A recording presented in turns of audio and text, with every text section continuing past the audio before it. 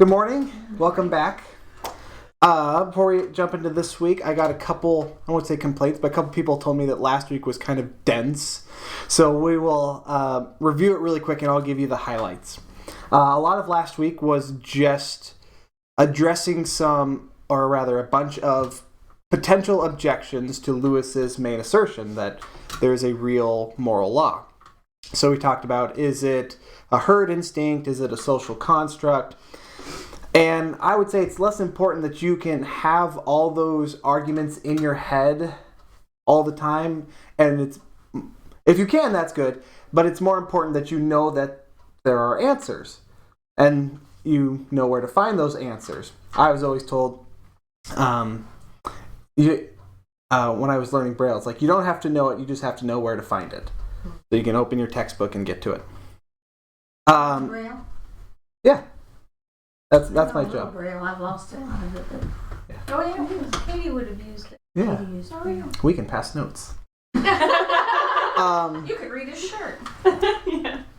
So the main gist of last week was that Lewis said the moral law is a real thing, but it's not real in the same sense that our behavior is real, like the facts around us is real. And so the only conclusion we can really draw, if both things are real at the same time, there must be more than one kind of reality, which is kind of a thorn in atheist side, because their whole thing is there is just the one kind of reality.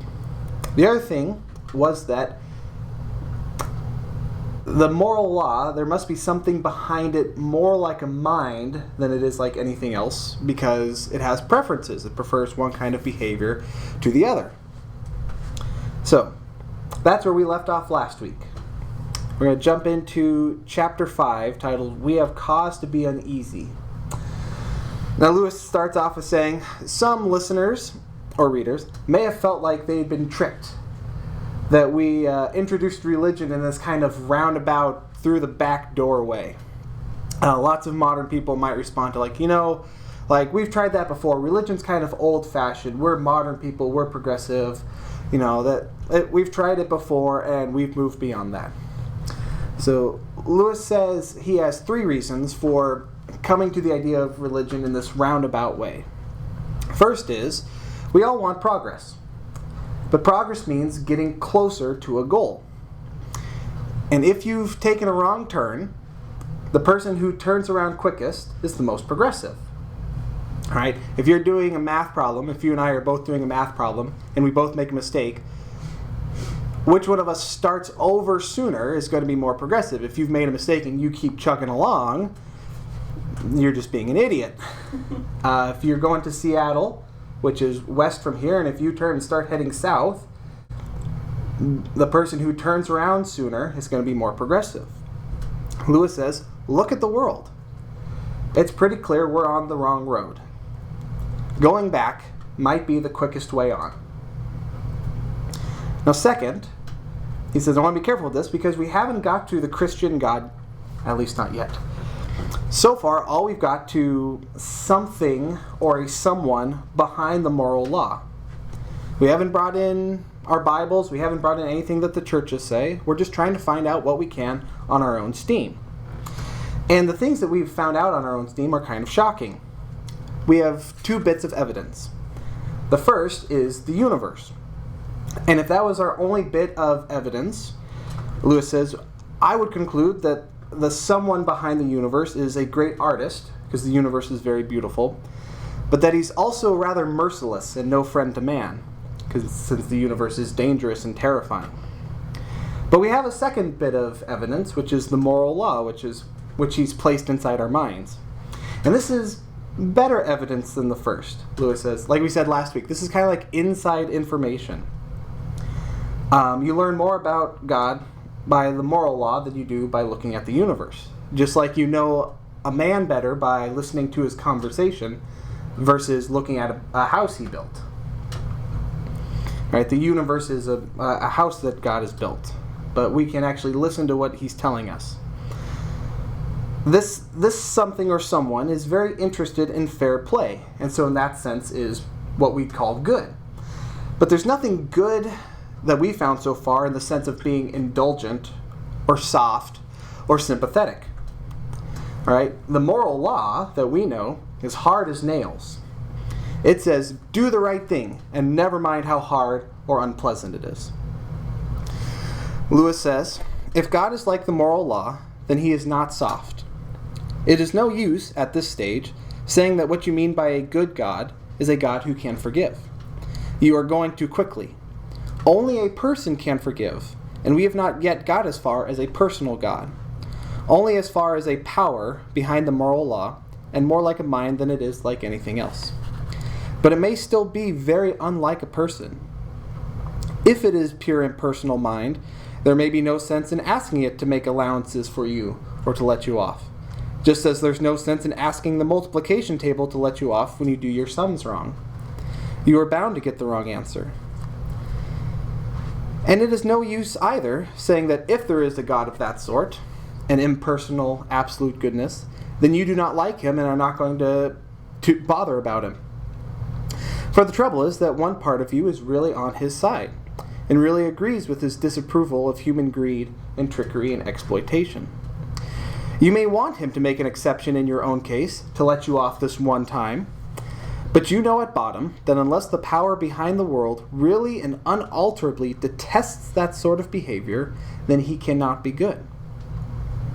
On the other hand, we know that if there does exist an absolute goodness, it must hate most of what we do. This is the terrible fix we are in. If the universe is not governed by an absolute goodness, then all our efforts are in the long run hopeless. But if it is, then we are making ourselves enemies to that goodness every day, and are not in the least likely to do any better tomorrow, and so our case is again hopeless. We cannot do without it, and we cannot do with it. God is the only comfort. He is also the supreme terror, the thing we most need and the thing we most want to hide from. He is our only possible ally, and we have made ourselves his enemies. Some people talk as if meeting the gaze of absolute goodness would be fun. They need to think again. They are still only playing with religion. Goodness is either the great safety or the great danger, according to the way you react to it. And we have reacted the wrong way. Now, So how have we reacted? well, you look at the world, at the suffering, at the pain that we suffer and the pain that we inflict. And you can look at your own life at your disappointment with your own behavior and knowing that you could be more and do better, and that idea was put there by something, presumably. Now, that was kind of a bit of a tangent. Let's go back to our original point, which was, why did we get to religion in this roundabout way? Lewis says, Christianity doesn't make sense until you face these kind of facts that we've been talking about. Right? Christianity says to repent, and it promises forgiveness. It struggles to talk to people who don't know that they need to repent or that they have anything to be forgiven of. Can I interject one thing? Yeah. So then you talked about going down the wrong path, whether it's math or directions, and the person who turns around and comes back is the most progressive. But at some point, you have to realize you're on the wrong tangent. Yes. Before you can make that corrective. That is also true. If you don't realize that you've made a mistake in your math problem, you're not going to flip around. So it's the same thing then in our relationship or our walk. I say, until I realize that I am doing it wrong, I can't. And I'm talking about people who are totally walking in darkness. Yes. Until I say, I am in darkness, I want to find light, I'm just going to keep walking in darkness. That the direction he's going here? So, a quote from Lewis I would use here from a different book is, pain is God's megaphone to a deaf world. Sure. All right. I agree with that. Now, there are people walking in darkness and don't know that they're doing the math problem wrong, presumably. But at some point you can do the math. If you've made the mistake and you keep going along on the math problem, you're going to come up with answers, and you keep going. It's just going to get more and more obvious that it's wrong. Doesn't matter how many times I keep chugging along at the problem, 2 plus 2 shouldn't equal 30. And if I keep going and I'm getting 40, 60, it's like, no, it's getting worse, not better, the farther I'm going. Farther away. Okay. So the same would be true in personal life. That as you get further and further down the path, you're saying this is not the way things should go. This is... Yes. I sure am unlucky. That's true. I think that segues perfectly into the next quote from Lewis. He says, "When you know you are sick, you will listen to the doctor. When you have realized that our position is nearly desperate, you will begin to understand what the Christians are talking about. They offer an explanation of how we got into our present state of both hating goodness and loving it. They offer an explanation of how God can be this impersonal mind at the back of the moral law, and yet also a person. They tell you how the demands of this law, which you and I cannot meet, have been met on our behalf. How God himself becomes a man to save men from the disapproval of God." Lewis says, all I'm doing at this point, because there's people who know Christianity better than I do and have more authority to speak on it, all I'm asking people to do is to understand the questions that Christianity claims to answer. We're not talking about the answer at this point, we're just trying to understand the questions themselves. And Lewis says we're up against some terrifying facts. He says, "I wish I could say something more agreeable, but I'm speaking what I think is true." He says, "I think in the long run, Christianity is a thing of incredible comfort, but not at first. And you don't get to the comfort without going through the dismay first." He says, "In religion, as in war and everything else, comfort is the one thing you cannot get by looking for it. If you look for truth, you may find comfort in the end. If you look for comfort, you will not get either comfort or truth, only soft soap and wishful thinking to begin with, and in the end, despair. Most of us have gotten over the pre-war wishful thinking about international politics. It is time we did the same about religion." And so that concludes Book 1. And so we're going to start over now in Book 2, Chapter 1, which I've lumped together because I think they're both on the topic of apologetics. So we initially start talking about what can we find out on our own steam. Now we're going to actually start talking about some of the different worldviews on God. So, Book 2, Chapter 1, titled The Rival Conceptions of God. Lewis says, "I've been charged with telling you what Christians believe. And the first thing I'm going to do is tell you something they don't have to believe. And that is, you don't have to believe that all the other religions are just wrong all through and through." Lewis says, "When I was an atheist, that I had to spend a great deal of time trying to convince myself that the vast majority of people are just completely and utterly wrong about the most important question in their lives. He says, as a Christian, I can take a little bit more liberal view." He says, "Now, where Christianity and other religions differ, I think I'm right. I think Christianity is right. But, and we talked about this in previous weeks, you can see the same moral law running through them all. You can kind of see glimmers of truth, of God that he's put in there, that people have found."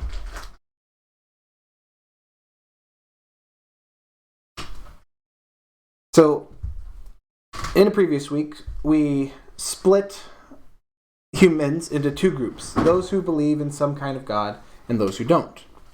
Now this lumps Christians in with the ancient Greeks, Stoics, Hindus, Muslims, ancient Egyptians, Native Americans, all versus, say, the Western material atheist. We're now going to split that first group into two smaller groups, depending on the kind of God that people have believed in. The first group is called monotheism, where people believe that God is good, he doesn't like evil, and that he is something separate from the universe and that he created it. The other kind of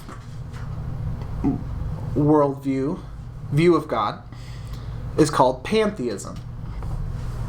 And have you ever seen Charlie Brown's Christmas, where Lucy says, maybe you have pantophobia. It's the fear of everything. This is pantheism. Now, pantheism believes that God is beyond good and evil, and the second tenet is that the universe is God in a sense. And here's a distinction that helped me, is because Christians think that God is everywhere, right? So how is that different? We believe God is omnipresent. So what's the difference? And it's the difference that helped me was the difference between God is everywhere versus God is everything. All right. The pantheist says that good and evil are human constructs, and they come about because of our ignorance of reality. And if we could see things from God's point of view, the distinction would disappear. They might say something like, we call a cancer bad because it kills a person. But the pantheist might say that a surgeon is bad because he kills a cancer. Lewis says, confronted with a cancer or a slum, the pantheist can say, if you could only see it from the divine point of view, you would realize that this also is God. The Christian replies, don't talk damned nonsense. Here's a little footnote. One listener complained about the word damned as frivolous swearing. But I mean exactly what I say. Nonsense that is damned is under God's curse. So the Christian replies, don't talk nonsense. For Christianity is a fighting religion. It thinks God made the world, that space and time, heat and cold, and all the colors and tastes and all the animals and vegetables are things that God made up out of his head, as a man makes up a story. But it also thinks that a great many things have gone wrong with the world that God made, and that God insists very loudly on our putting them right again. But this raises a question. If God is good, how has the universe gotten so bad? Lewis says, for years I refused to listen to the Christian answers to this. He says, it was just, no matter how clever your arguments are, isn't it just a attempt to avoid the obvious? How can the universe possibly be bad and God be good? Lewis says, my argument against God was that the universe seemed so cruel and unjust. But how had I got this idea of just and unjust? A man does not call a line crooked unless he has some idea of a straight line. What was I comparing this universe with when I called it unjust? If the whole show was bad and senseless from A to Z, so to speak, why did I, who was supposed to be part of the show, find myself in such violent reaction against it? Of course, I could have given up my idea of justice by saying it was nothing but a private idea of my own. But if I did that, then my argument against God collapsed too. For the argument depended on saying that the world really was unjust, not simply that it did not happen to please my fancies.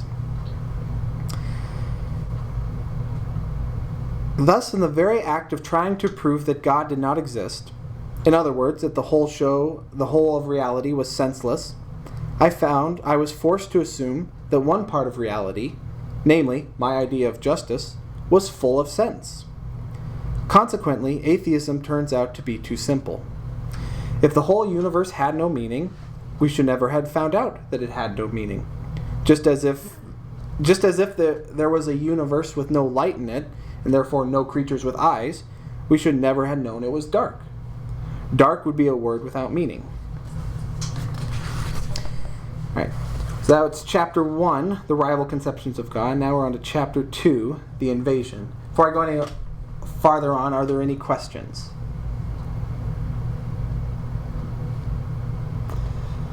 All right, atheism is too simple. So is what Lewis calls Christianity and water, or watered down Christianity. This is the idea that God is good and loves us, and we leave out all the uncomfortable bits about hell and sin and the devil. Lewis says it's no good asking for a simple religion. Real things look simple, but they aren't. He says, let's take an example of looking at a table. That's a fairly simple thing, looking at a table. And yet if you ask a scientist, you know that the table's made out of atoms, and that's complicated. And the light that bounces off the table, and that's complicated, hits your eyes and triggers all those nerves, and that's complicated. And that sends a signal to your brain that it interprets, and that's complicated. And suddenly, something as simple as looking at a table sends you down this rabbit hole of complexity. He says, a child saying its prayers looks simple. And if you're willing to stop there, well and good enough. But the modern person isn't usually willing to stop there. And so what we're going to find is something more difficult. Lewis says, if we ask for something more than simplicity, it is silly then to complain that the something more is not simple. Very often, however, this silly procedure is adopted by people who are not silly, but who, consciously or unconsciously, want to destroy Christianity. Such people put up a version of Christianity suitable for a child of 6 and make that the object of their attack. When you try to explain the Christian doctrine as it is really held by an instructed adult, they then complain that you are making their heads turn round and that it's all too complicated. And if there really were a God, they are sure he would have made religion simple because simplicity is beautiful, etc. You must be on your guard against these people, for they will change their ground every minute and only waste your time. Notice, too, their idea of God making religion simple, as if religion was something God invented, and not his statement to us of certain quite unalterable facts about his own nature. Reality, besides being complex, is also odd, strange. I'm going to go off book a little bit here because this is something that I like and I think it's weird. We're going to talk about atoms.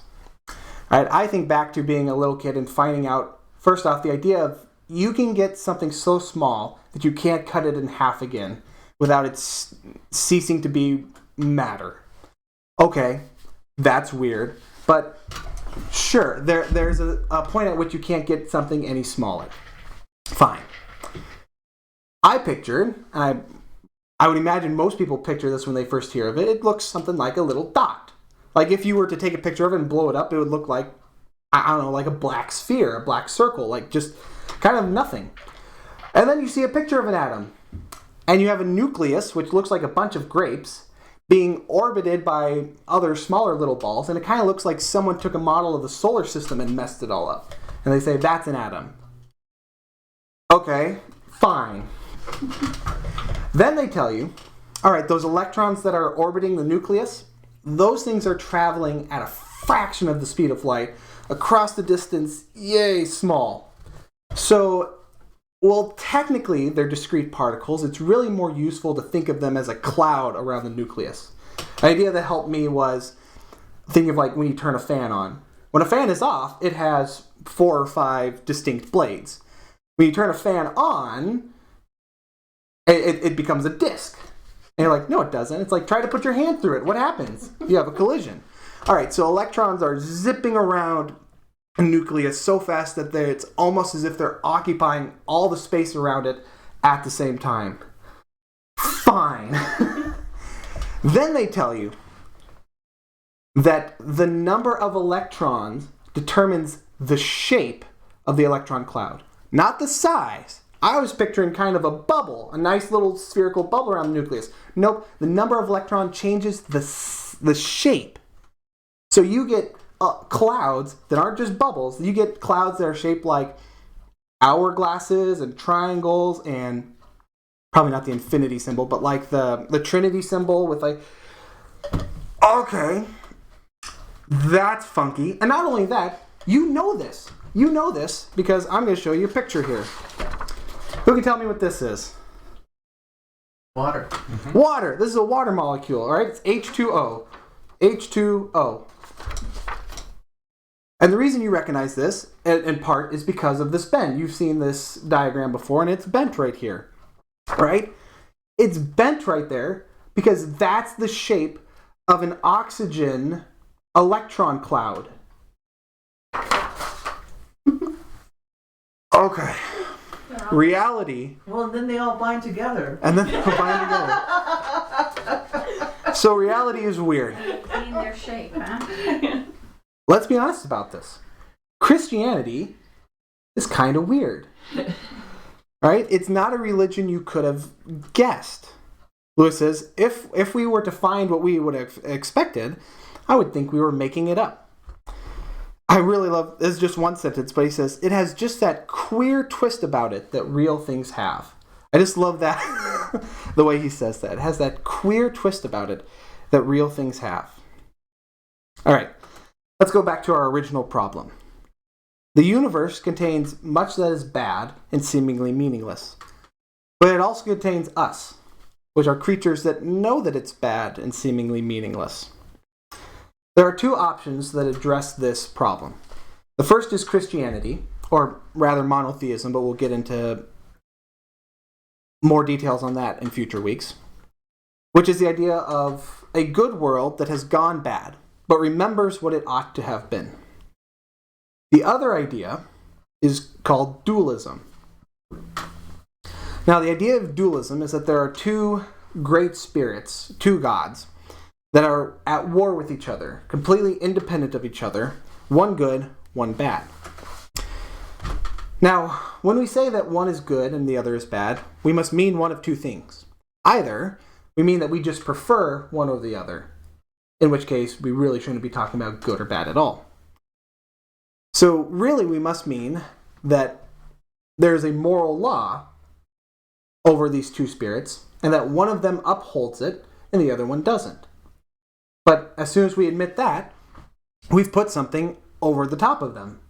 So they can't be gods. We found something that dictates these two spirits. Let's look at it another way. The bad power must like badness for its own sake. But we have no example of this in real life. The closest we get are sadists, who are people who get a kind of pleasure out of hurting others, and cruelty. But people are never cruel just for the sake of being cruel. They're cruel because they get something out of it. Money, or power, or safety. But pleasure, money, power, and safety are all, as far as they go, good things. The badness consists in pursuing them by the wrong method, or in the wrong way, or too much. I do not mean, of course, that the people who do this are not desperately wicked. I do mean that wickedness, when you examine it, turns out to be the pursuit of some good in the wrong way. You can be good for the mere sake of goodness. You cannot be bad for the mere sake of badness. You can do a kind action when you are not feeling kind and when it gives you no pleasure, simply because kindness is right. But no one ever did a cruel action simply because cruelty is wrong, only because cruelty was pleasant or useful to him. In other words, badness cannot succeed in being bad in the same way in which goodness is good. Goodness is, so to speak, itself. Badness is only spoiled goodness. And there must be something good first before it can be spoiled. Here's a third problem with dualism. If there are two spirits and one of them is bad, the bad spirit must exist and presumably has things like intelligence and will. But existence, intelligence, and will are all good things. So the bad spirit isn't really independent. It has to borrow or steal things from the good spirit. And now you begin to see why Christianity says that the devil is a fallen angel. This isn't a story for children. It's an acknowledgement that evil is fundamentally a parasite. Think about a bad man. All the things that make a bad man effective are good things. I'm going to say that again. All the things that make a bad man effective are good things. Things like resolution, charisma, cleverness, life itself.